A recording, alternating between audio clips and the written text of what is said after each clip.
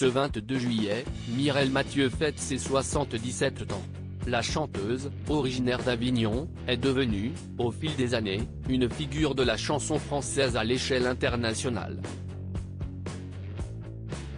Celle qui se fait désormais plus discrète a interprété pas moins de 1200 chansons et affiche un répertoire impressionnant. De l'allemand au japonais en passant par le russe, Mireille Mathieu a chanté dans 11 langues. Elle est l'une des chanteuses françaises les plus connues dans le monde entier grâce à des tournées internationales. Mireille Mathieu a travaillé avec de grands noms comme Paul Anka, proche de Frank Sinatra, avec qui elle enregistre 2 albums dans les années 70. Ses cheveux noirs et sa coupe au bol la suivront tout au long de sa carrière et en feront même sa marque de fabrique. Mince et menue, Mireille Mathieu garde le même style et la même allure depuis 60 ans. Dès ses débuts, elle s'affiche avec un carré court et une frange typique des années 60.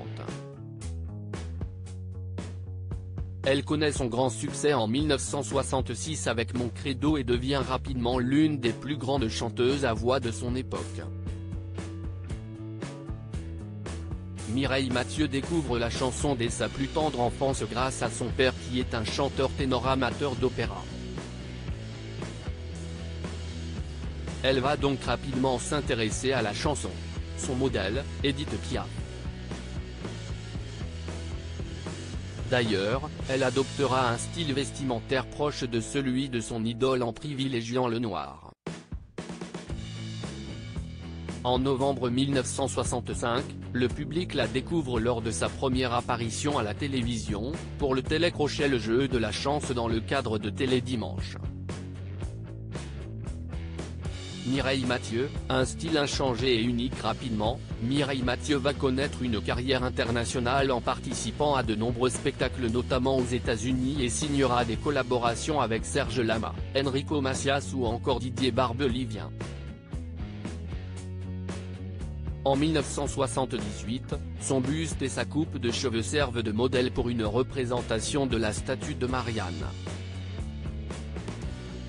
Cette coupe de cheveux, inchangée, la suivra dans toutes ses représentations.